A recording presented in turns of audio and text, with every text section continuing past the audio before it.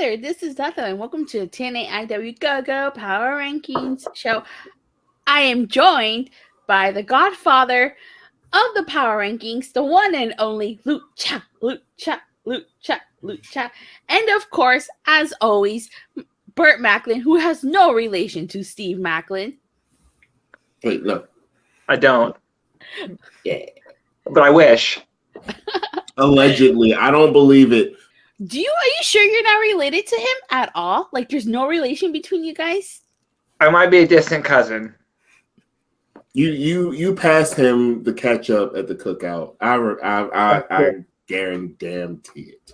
But then again, he wasn't invited to their wedding, so they got to keep up appearances. You know what I'm saying? That is true. Was Burt really not at the wedding? It's a party, and I got uninvited. Nah, Burt big leagued the wedding. He was like, "Nah, I got bigger and better things to do than see you get married, fam." He big leagued because he's the star. That's true. Alrighty, so we have a lot to discuss on this week's show. Who do you guys think made this week's Power Rankings? Lucha, who do you want to start?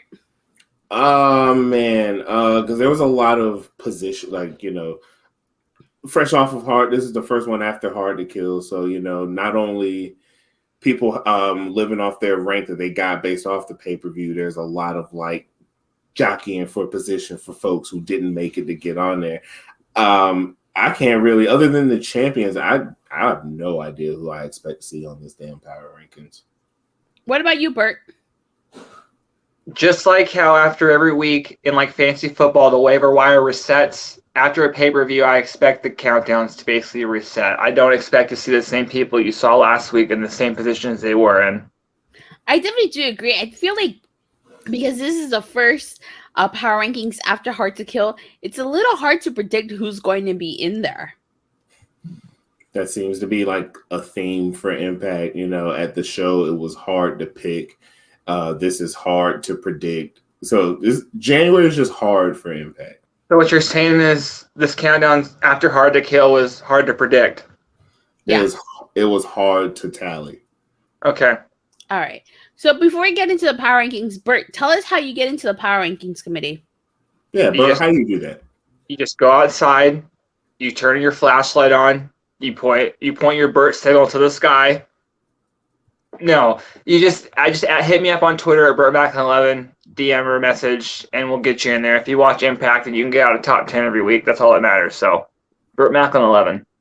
Damn. So no Burt signal. No, not yet. All right. Well, with that being said, let's play these Power Rankings.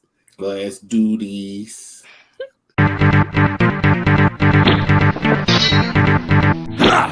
Number 10, Tag Team Champions, the Motor City Machine Guns. Number 9, the Buchosa Diana Purrazzo. Number 8, Callahan and the Design. Number 7, Killer Kelly. Number 6, the Juggernaut Jordan Grace. Number 5, X-Division Champion Trey Miguel. Number 4, World Champion Josh Alexander. Number 3, Steve Maclin. Number 2, World Champion Mickey James. Number 1, Speedball Mike Bailey.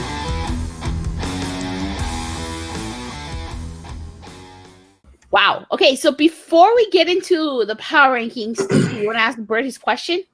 Yeah, so I almost asked this off air, but I wanted to save it on just so people can, I guess, get a good idea on how the Power Rankings work, or at better least how you should go into the Power Rankings thinking. So, Burt, when you put yours together, how do you determine who's ranked where when you do your Power Rankings? Well, I look at two things. One, I take obviously I look at the week in front of me. So, I look what happens on that episode of Impact. But I also take into account who's champion and what people have been doing recently. Obviously, it's hard to leave. It's going to be easier to get on the show if you're not, and on the countdown, if you're not on the show, if you're a champion, opposed to if you're not. Just because I like to take I like to value the champions because if they are champions, that means they've been putting a lot of work, and that means that they are a focal point in the show. But I think to me the biggest point is what is happening on that week's show. That's what I look at it the most. And that's the beauty of the rankings and of the committee, because we have so many different people, and wrestling is subjective. We watch all three of us watch wrestling, the same wrestling, for different reasons. And so to see our different viewpoints come together to merge to pretty much serve as like a representation of who's the top 10, that it makes it beautiful, because you don't have everybody just looking at it like, oh, well, this person won, or this person was on the show, this person was a champion, this person has the same last name as me. Like it's beautiful. So that's why I love it. I look at mine, it's like what happened this week versus what's been happening.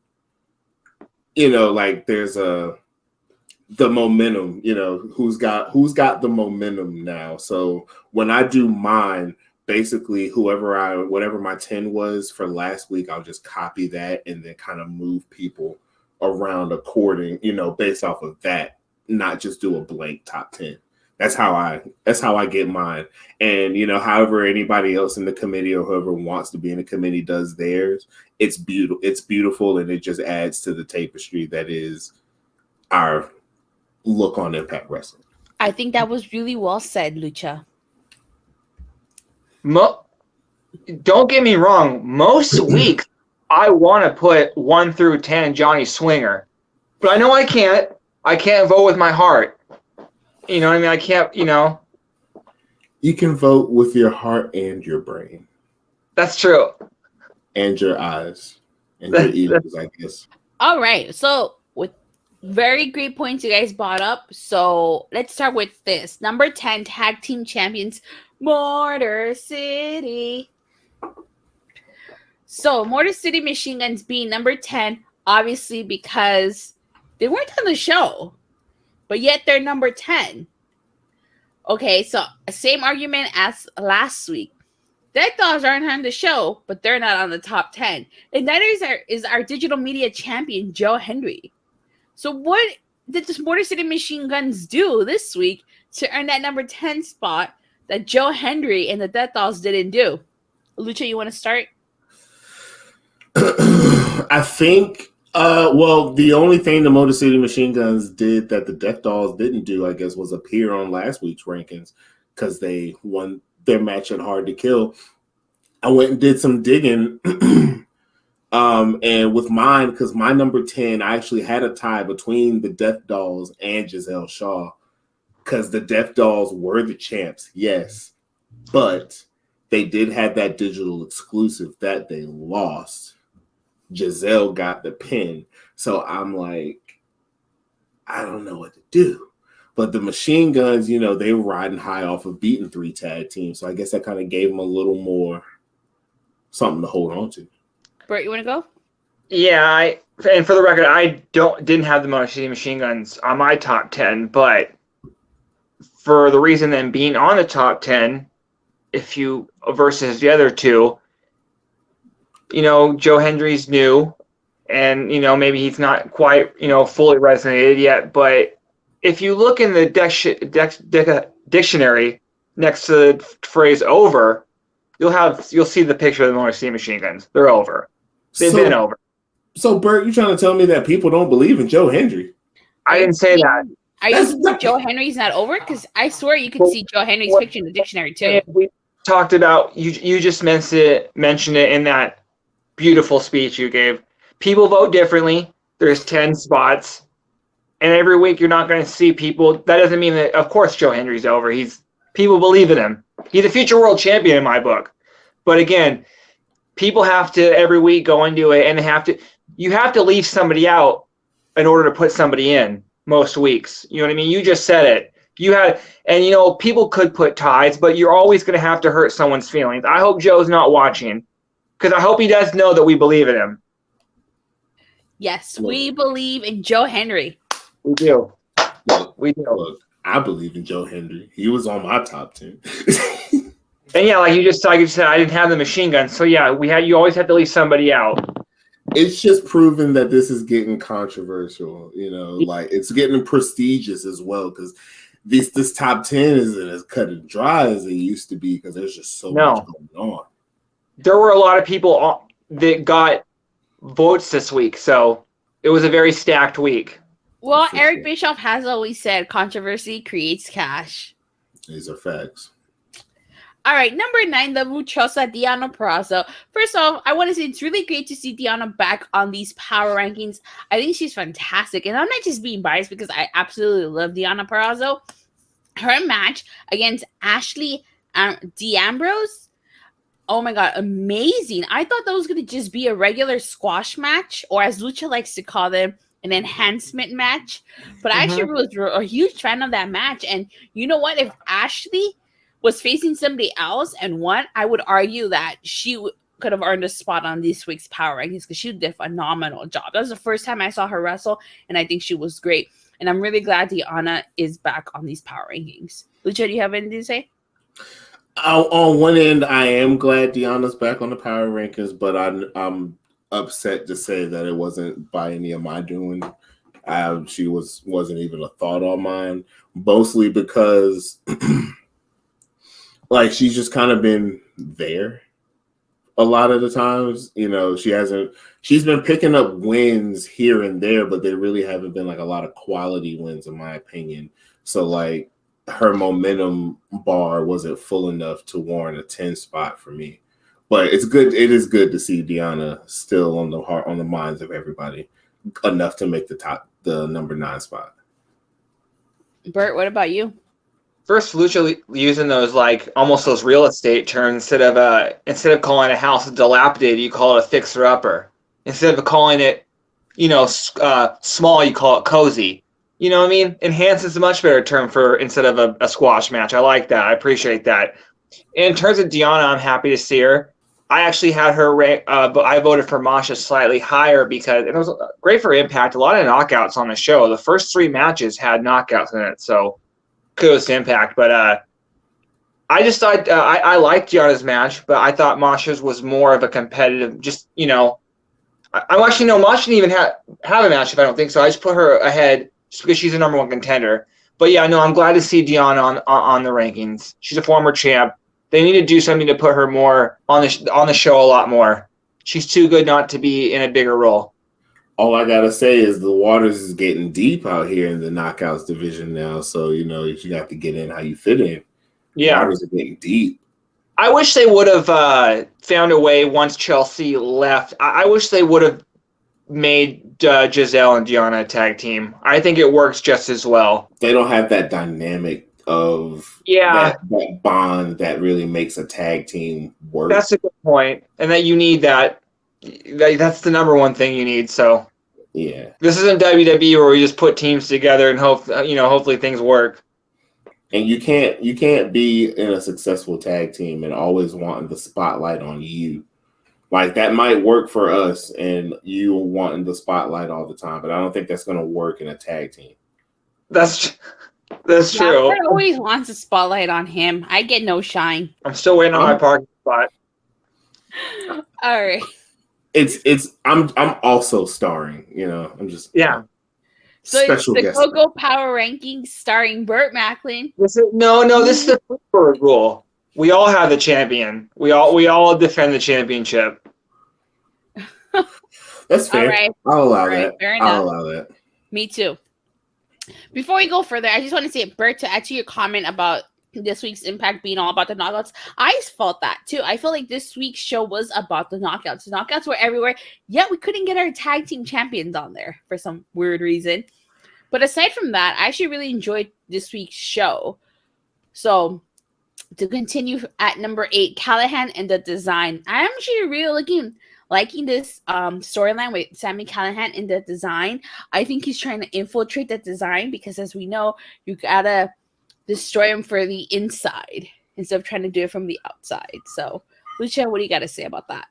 Yeah, I kind of had that feeling that that's what we're going. That's the road we're going. But when you assume, you make an ass out of you and me. So I'm just here. I'm just gonna see what happens, before I No, hit that you. is true. That is true. So But I'm actually a little surprised though that they made number 8. Like, look at the people they were in front of. Like, this is a really you can tell that stuff's still trying to get figured out straight out of Hard to Kill, because there's a lot of frantic movement going around. Like, wouldn't even have put the design in my top 15 last week. So for them to jump to 8, it's kind of crazy to me. I like the design. I like how they're giving Diener a chance to. I like this new design 2.0, if you will. But my only dislike about what's going on is I think we've seen this type of storyline. We all know it's coming where Sammy, turns on him or gets her. You know what I mean? Like, I just feel like we've seen it so much that, like, I just, I really don't care for it. It'd be one thing if Sammy did really join and he was with the group for a while. You know what I mean? That's, but we all know that's not the case. Because I thought Sammy could use something different going, for a while. I thought Sammy could use a little bit of a change. So, yeah, but no, them at number 8, I'm fine with it. And I think it's just a testament to how Impact is building the design. I mean, they've turned Khan into a monster. Angels is getting shine. He's no longer just a number. And Diener, we already seen him shine, but this is his chance to step up as leader. And I think the Impact's doing a really good job with the design. Yeah, I completely agree with you. I'm not saying that he's not capable. I think he is capable of being the leader of this group, and I'm glad they're giving him a chance. Yeah, definitely. All right, number 7, Killer Kelly had one hell of a match against Taylor Wilde. I think both ladies knocked it out of the park. Honestly, I would not have mind seeing Taylor Wilde also in this week's Power Rankings, but I understand why she's not on this. She did lose this match to Killer Kelly, but honestly, phenomenal job between both ladies, and I'm really happy to see Killer Kelly back. I know that she had been MIA for a while, so we got to see her back on the weekly show. Lucha? Yeah, exactly. Like, she was gone for a while, and I guess her being at number 7 is kind of a statement. She won this past week on Impact, but also, yeah, I think before she left, and took her hiatus, she was on a hot streak then too. So if anything, she's just kind of like taking a claim to her spot back in the top 10. Like, I was already here, and then I had to go and take care of myself. Now that I'm back, and I want my spot back. And that looks like that's what number 7 is for her. I don't even think I had her in my top 10, which is actually a crime. Bert, what about you? What are your thoughts on Killer Kelly being number 7? This is what I actually meant earlier. I slipped out. I actually had Killer Kelly ahead of Deanna this week because Killer Kelly beat a former Knockouts champion in Taylor Wilde, why Deanna beat an up-and-coming, Impact wrestler, so, new to Impact. So I thought Killer Kelly's win was much bigger in the landscape of, it's the bigger picture. It's a more impactful win, if you will. So, yeah, I'm glad Killer Kelly that as soon as she's back, that they keep her on the momentum that she had before and then, like, derail her and then, just get, scrap that storyline, scrap that momentum. So, pun intended when he said impactful. Yes, I knew it. Kind of like Rare Walt during the Ace and Bay match on Hard to Kill. He was dropping a lot of puns, and I for one was all for it. You did drop a lot of puns. That's one. Hannafan was getting a little tired of it, but that's when I was getting a little tired of Hannafan right then.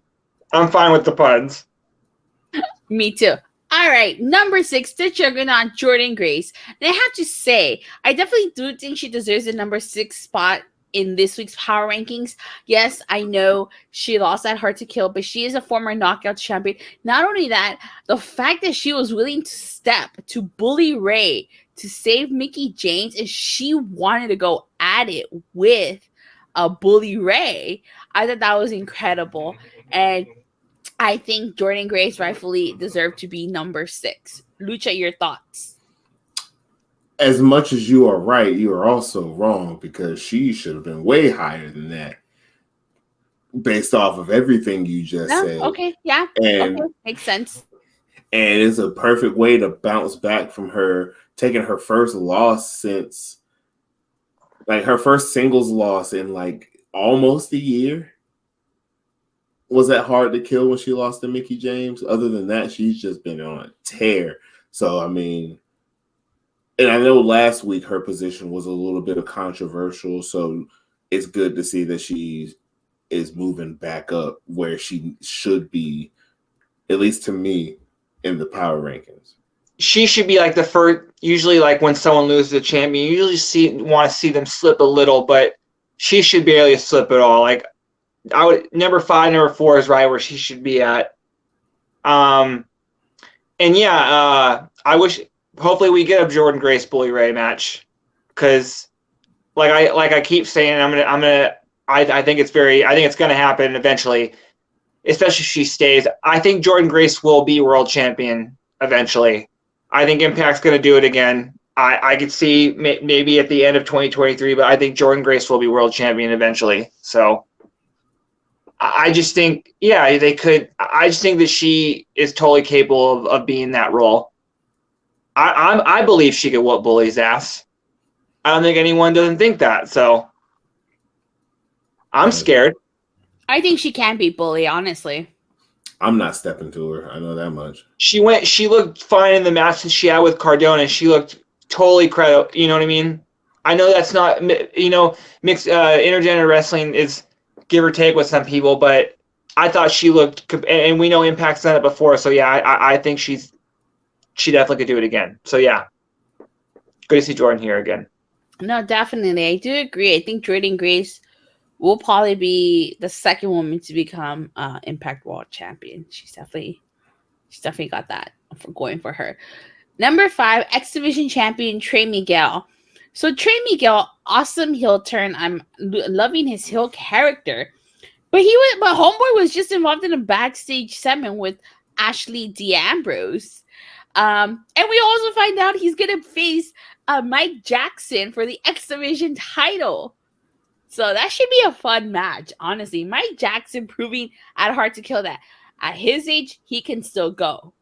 Lucha, what are your thoughts on Trey being number 5 and him facing Mike Jackson next week for that X Division title?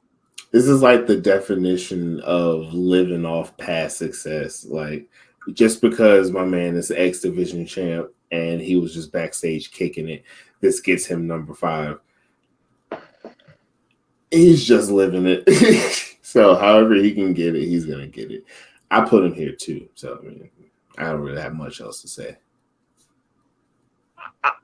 I think you guys are all being disrespectful. He was back there trying to offer some advice to the next generation of talent for Impact. And then Mike Jackson comes up and I don't know how he gets a match. I don't know who this guy is. But Mike Jackson, fam, that's the old buck. Come on now. The old buck? Is he really related to the young bucks? That's the old buck, man. You got the young bucks. That's the old buck, Mike Jackson. That's good. Yeah. No, but I think Trey Miguel is one of, if not the best things on the show. I think that Trey Miguel as a heel is money. He prints money. His belt's green. So I wish I think I had him a little higher, or I think I had him just at this spot. So I'm fine with where Trey Miguel was at. Well, no matter how high Trey Miguel is on the power rankings, just know that he's always higher than that. That's true. That's true. I like that. Yeah. I'm sure he's always high, no matter what. He's always high on the rankings in his mind, you know what I'm saying? Right. Okay. So number 4, world champion Josh Alexander. I don't think there's any other place you could place him this week. He just came out in a backstage segment with Santino Marella. He really didn't do much. Yeah, he's Impact World Champion. So number 4 this week, I'm okay with Josh being number 4. Lucha? Now, see, this is where things start to get a little crazy and controversial.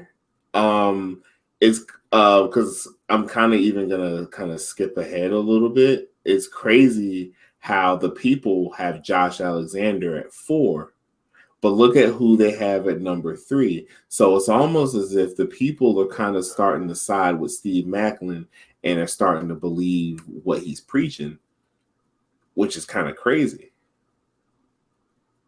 Is Steve?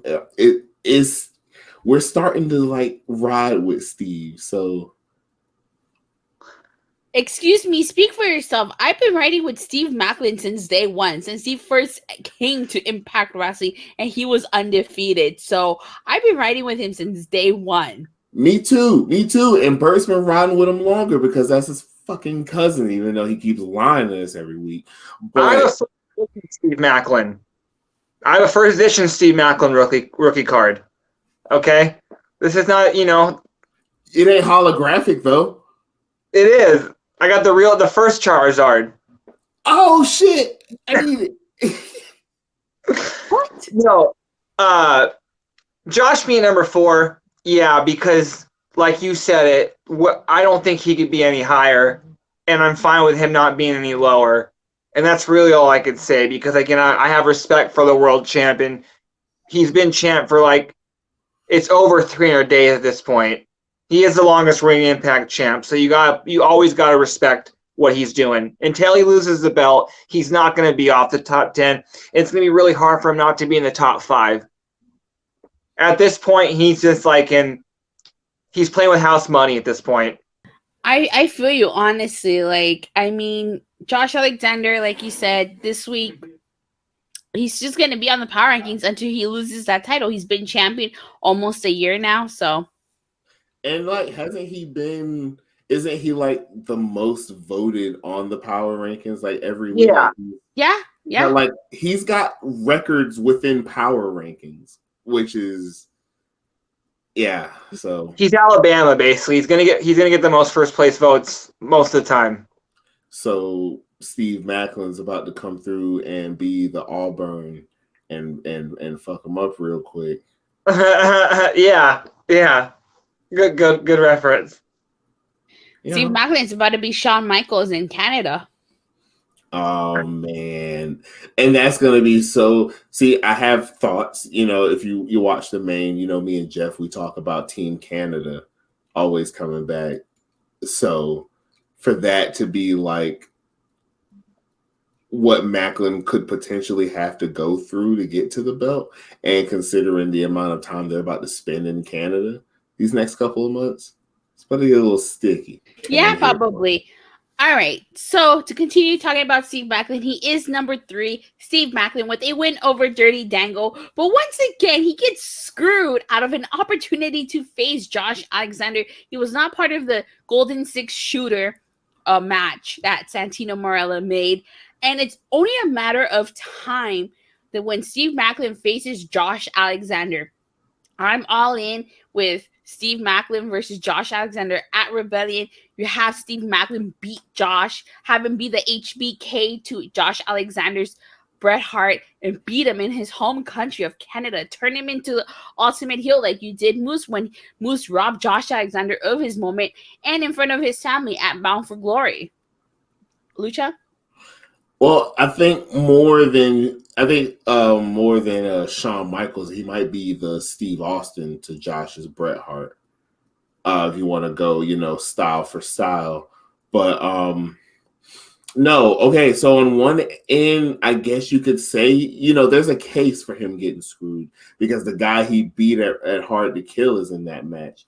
But it's like Matt Morgan trying to join Main Event Mafia in 2009. There's one thing you need to do to be able to be in this, and that's be a former world champion. And unfortunately for Steve Maclin, he's not a former world champion. So I can't subscribe to the Steve Maclin Got Screwed magazine. But what I will subscribe to is let somebody that Steve Maclin has beat win that match.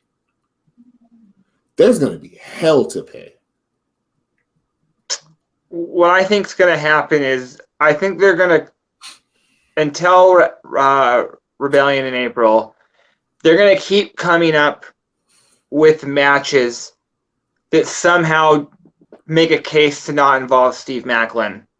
So on the final time, he's going to take somebody out that's involved in that match, and he's going to win it.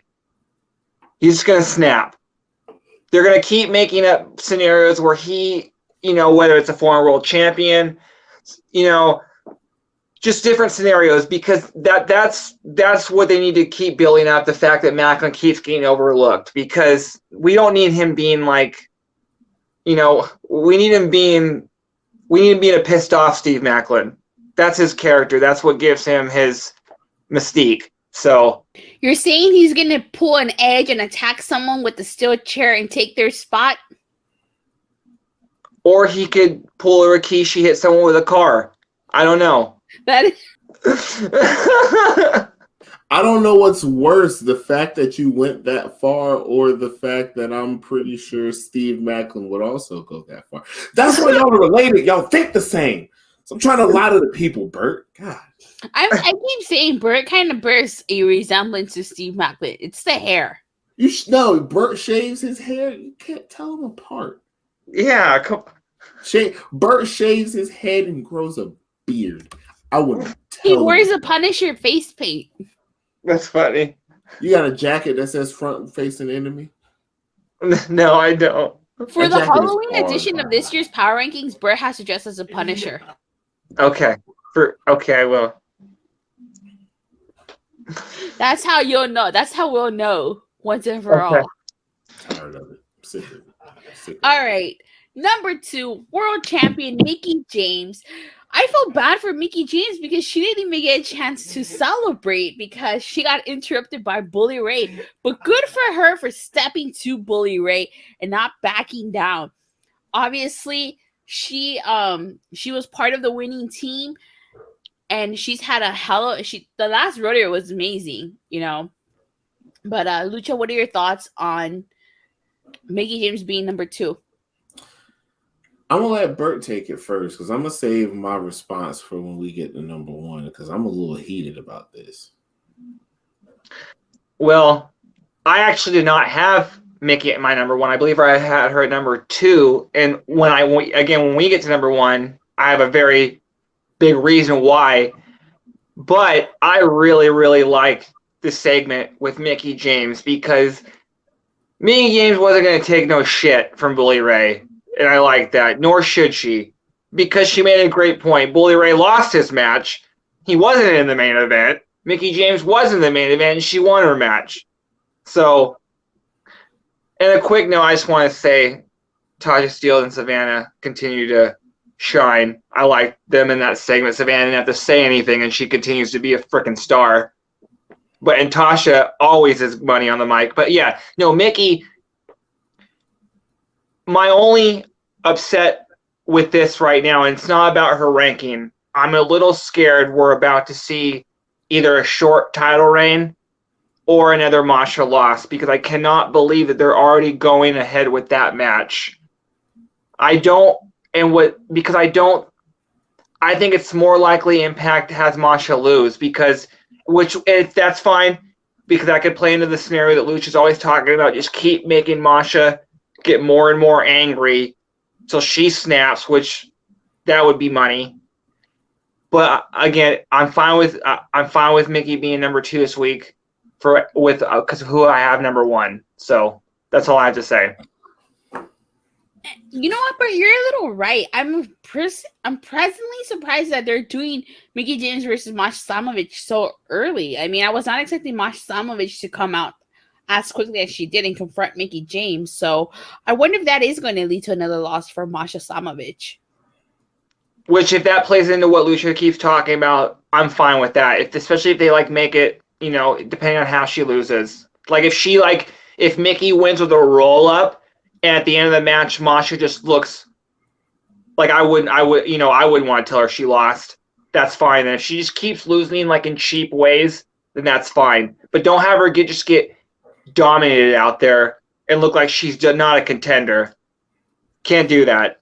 Well, that's damn near impossible because Masha's too dominating to get in a position to look like she can get dominated herself. Yeah, true. All right. So before we get to number one, I just want to bring up one quick point.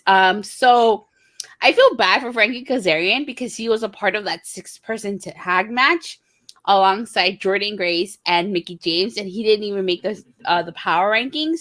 But I understand why he didn't, because Homeboy was just in that. He was just there. He really didn't get a chance to shine or do much in this match. That match was on Mickey James and Jordan Grace. What do you guys think? Well, yeah, because if you want to see we want to see the knockout speed up Bully Ray, not Frankie Kazarian. You know what I mean? So he was just kind of there to be there. You know what I mean? To make a third. We want to see Bully Ray get beat up. So the fact that it is by Mickey James and Jordan Grace makes it 30 times better, because they can kick ass and they can kick his ass. And they kicked his ass. Yeah. Definitely, I do agree. And I don't mind them making the power rankings. All right, so number one, I think we all kind of knew or suspected this person was going to be number one. At number one, Speedball Mike Bailey had an incredible main event match against Kenny King, and he won that fight pit match.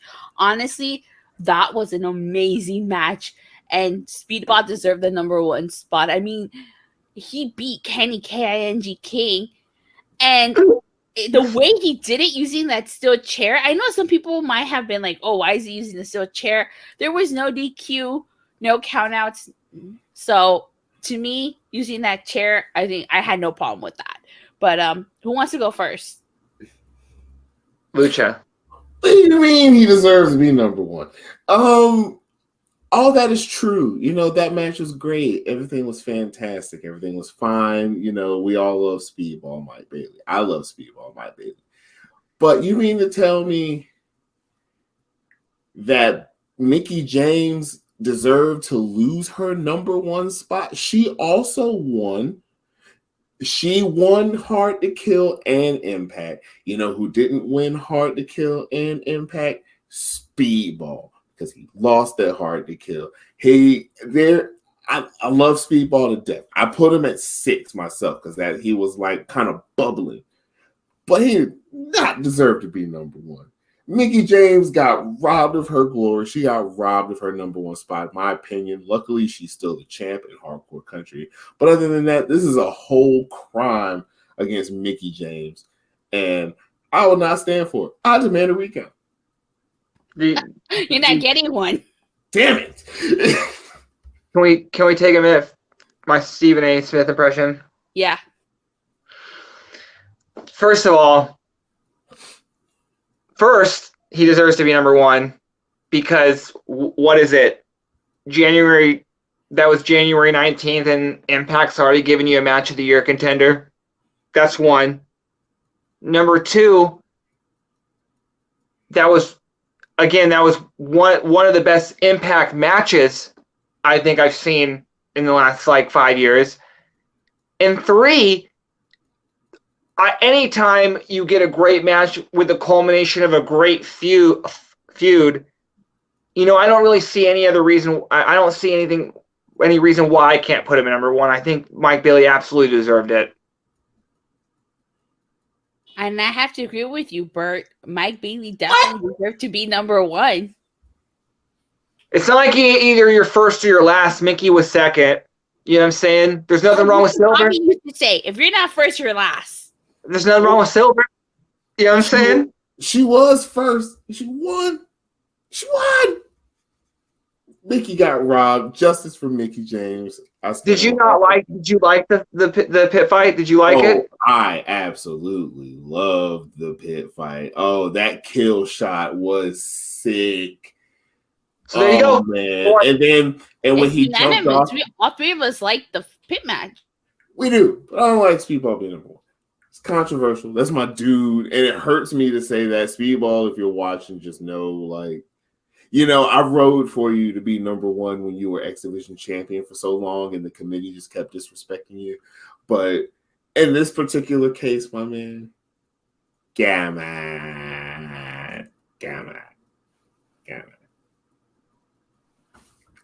Sorry, Lucha. Okay. Burt and I disagree with you. We think Speedball deserved the number one spot this week. Well, if you can't beat them, join them. You know what I'm saying? So shout out to Speedball for being number one on this week's Power Rankings. You deserved it because you kicked chair into Kenny King's thoughts, and I appreciate that from you, good sir. I would think Mickey would be higher than Speedball next week. I would be willing to wager that. So, let's let Speedball have his shine. You know what I'm saying? Let's let him have his time. Exactly what Burt said, and Burt brings up a good point. Next week, Mickey James will probably be a lot higher than Speedball and Mike Bailey. Let him have a shine. Don't take that from him, Lucha. All right. Just know this is controversial. Okay. I get it. Okay.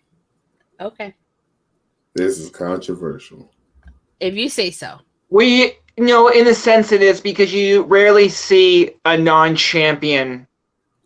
If anything, maybe a number one contender at number one, but a non-champion, non-number one contender number one, that is a big deal. When you pull it back like that, it is pretty big. And I mean, if you want to go that route, though, then there's got to be a case for Steve Maclin, honestly, to be number one, because, he beat a guy who's competing for the world title next week. So, for a shot at the world title, excuse me. So he's got to have a stake to claim. If you're watching Steve Maclin, you're number one. Don't hurt me. You're number one. Don't be mad at me. Yeah.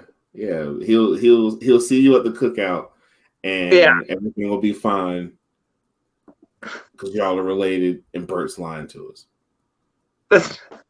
Yeah. I think we've covered everything. Is there anything else you guys want to say? Any final thoughts before we get ready to sign off? Do you guys, regardless of who it is that wins the Golden Six Shooter, whatever the hell, where do you think they're gonna fall on the Power Rankings next week, regardless of who it is that wins? I think the winner will be top three. That's fair. I think they'll either be top 3 or top 5, just because I can't see Mickey James not being number 1 or Josh being number 1, just because they are the two world champions of their respective divisions.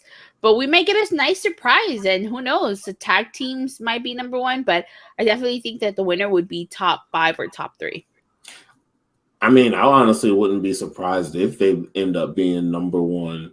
I mean, there's potential for, you imagine if Callahan wins, he for sure would have a strong case for number 1 because he was an 8 this week. So if he wins that match, then you gotta. I would make Callahan my number 1 if he wins. All right. Well, you guys, thank you guys all so much for watching. It means the world that you guys continue to watch our show. We wouldn't be here without you guys. And of course, we definitely wouldn't be here without Jeff. So much support to Jeff and the TNAIW channel at all. Make sure you guys tune in live every Sunday on Twitch at 8 Eastern, 5 p.m. Pacific, so you can catch the main show. And if for any reason you can't tune into the main show, make sure you hit that subscribe button so you get notified whenever they upload the main show, or so you can get notified whenever this show drops or any other video that TNAIW drops. So once again, please don't forget to like and subscribe, and we'll see you guys on next week. Bye. Bye, Craig. I love you.